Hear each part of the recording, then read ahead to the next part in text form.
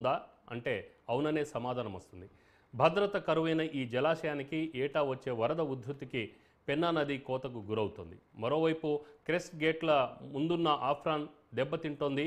అధికారుల అలసత్వం, పాలకుల నిర్లక్ష్యం ఈ జలాశయం పాలిట శాపాలుగా మారాయి. భూకంపాల జోన్ 9లో ఉన్న ఈ జలాశయం పరిస్థితి గాలిలో దీపంలా తయారైంది. కొత్తగా కొలువుదీరిన కూటమి ప్రభుత్వమైన ఈ ప్రాజెక్టు అభివృద్ధిపై దృష్టి సారించాలని జిల్లావాసులు విజ్ఞప్తి చేస్తున్నారు.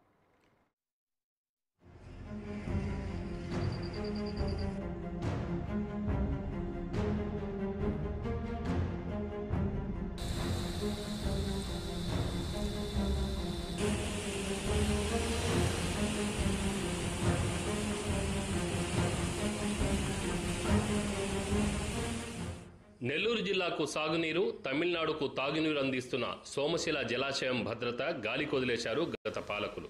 ప్రాజెక్టు పర్యవేక్షణ కోసం సోమశిలలో పనిచేయాల్సిన అధికారులెవరూ ఇక్కడ నివాసం ఉండకపోవడంతో జలాశయం భద్రత గాలిలో దీపంలా తయారైంది. 2021లో వచ్చిన వరద ఉధృతికి జలాశయం 12 క్రస్ట్ గేట్లు ఎత్తివేయడంతో 7,60,000 క్యూసెక్కుల నీరు ఒకేసారి విడుదలైంది. ఈ వరద ఉధృతికి ఆఫ్రాన్ తునాతునకలైంది. దీంతో డౌన్ స్ట్రీమ్ వంతెన మనుగడ ప్రశ్నార్థకంగా మారింది. ఈరోజు అనంతసాగరంలో మండలంలో ఉన్నటువంటి సోమశిల జలాశయం జిల్లాకే తనమానికంగా ఉన్నటువంటి జలాశయం అది. ఆ జలాశయంలో దాదాపుగా 78 టీఎంసీలు నీళ్ళు ఎప్పుడు నిల్వ ఉంటాయి దాని కెపాసిటీ. కానీ ఇప్పుడు ప్రస్తుతం అయితే 71 టీఎంసీ నీళ్లతో జలాశయం నిండుకుండలాగా ఉంది. కానీ గతం వచ్చినటువంటి వరదలకి మొత్తం జలాశయం కింద భాగం ఉన్నటువంటి అఫ్రాన్ మొత్తం పూర్తిగా దెబ్బతినింది. ఈ దెబ్బతినడంతో చుట్టుపక్కల ఉన్నటువంటి గోడలు కానీ అన్ని అక్కడ ఉన్న శివాలయం కానీ అన్ని పూర్తిగా ధ్వంసమైన పరిస్థితి ఏర్పడింది. అప్పుడు హుటాహుటిన అధికారులు వచ్చి మొత్తం కేంద్ర బృందం వచ్చి పర్యటించి ఈ ఏర్పాట్లన్నీ మొత్తం మరమ్మతులన్నీ పూర్తి చేస్తామని చెప్పారు. కానీ ఇంతవరకు అవి చేయలేదు.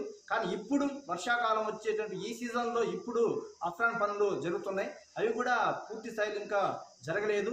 దీనివల్ల ఏంటంటే మళ్ళీ దాదాపు మనకి సెప్టెంబర్, అక్టోబర్, నవంబర్, డిసెంబర్ నెలలో వర్షాలు పడే సూచనలు మనకు ఉన్నాయి మనకి. కాబట్టి మళ్ళీ వరదలు కానీ వస్తే పూర్తిగా ఈసారి జలాశయం మొత్తం డ్యామేజ్ అయ్యే పరిస్థితుల్లో ఈరోజు జలాశయం ఉంది.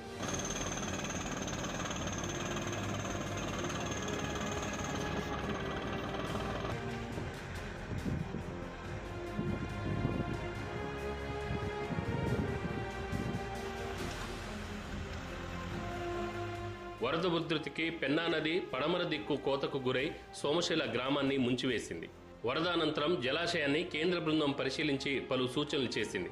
కానీ అప్పటి రాష్ట్ర ప్రభుత్వం ఈ జలాశయం మరమ్మతుల విషయంలో వేగంగా చర్యలు తీసుకోలేకపోయింది. చాలా ఆలస్యంగా స్పందించిన అధికారులు ఆఫ్రాన్ పనులకు టెండర్లు పిలిచారు. దెబ్బతిన్న ఆఫ్రాన్ను పునరుద్ధరించే పనులు ప్రారంభించిన గుత్తేదారుకు మొదటి విడత బిల్లు చెల్లించకపోవడంతో పనులు అర్ధాంతరంగా ఆగిపోయాయి. బిల్లు చెల్లించని ప్రభుత్వ చర్యలకు నిరసనగా సదరు గుత్తేదారు పనులు నిలిపివేసి సామాను సర్దేశాడు.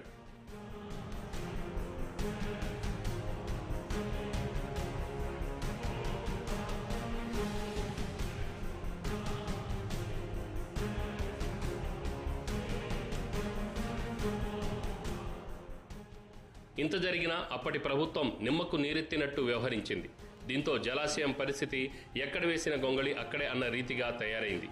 జలాశయం మట్టికట్ట, క్రెస్ట్ పైన కనీసం లైట్లు కూడా ఏర్పాటు చేయలేకపోవడంతో జలాశయం చిమ్మ చీకటిలో ఉంటోంది. ఇటీవల జలాశయాన్ని పరిశీలించిన రాష్ట్ర జలవనరుల శాఖ మంత్రి నిమ్మల రామానాయుడు సోమశిల జలాశయం వద్ద పెండింగ్ పడిన ఆఫ్రాన్ పనులను త్వరితగతిన పూర్తి చేసేలా ప్రత్యేక ప్రణాళికలు సిద్ధం చేయాలని అధికారులను ఆదేశించారు.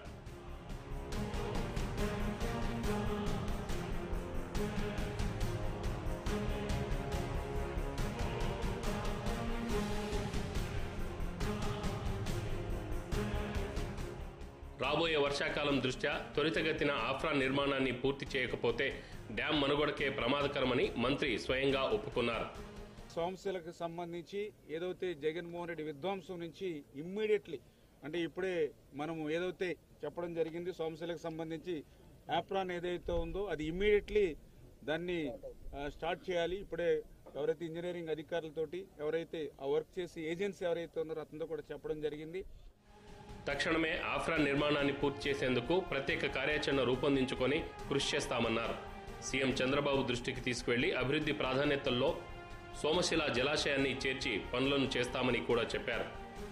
ఖచ్చితంగా ఇమ్మీడియట్లీ వర్క్ స్టార్ట్ చేసుకుని ఒక 60 రోజుల్లో, ఎందుకంటే మనకి మళ్ళీ వాటరు రేపు అక్టోబర్ నవంబర్కి మనకి వాటర్ వస్తుంది కాబట్టి ఈ లోపుగానే చేసుకోవడానికి అవకాశం ఉంటుంది కాబట్టి 60 రోజుల్లోనే ఒక యాక్షన్ ప్లాన్ తయారు చేసుకుని, గత ప్రభుత్వం మాదిరిగా కాదు, గత ప్రభుత్వానికి ప్రయారిటీ లేదు ఇరిగేషన్, మా ప్రభుత్వానికి ఇరిగేషన్ ప్రయారిటీ అని చెప్పి ఇమ్మీడియట్లీ 60 రోజులకే మీరు ప్రణాళిక చేసుకుని 60 రోజుల్లోనే ఏ రోజుకో రోజు ఎంత వర్క్ అవుతుందో మీరు ప్లాన్ చేసి ఇమ్మని చెప్పాం.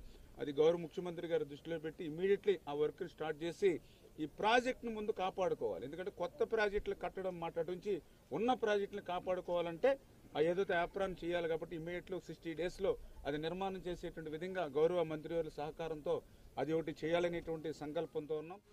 1976లో మొదలైన ఈ జలాశయం పనులు 1988 నాటికి పూర్తయ్యాయి. అప్పటి ముఖ్యమంత్రి స్వర్గీయ ఎన్టీ రామారావు చేతుల మీదుగా జాతికి అంకితం చేశారు.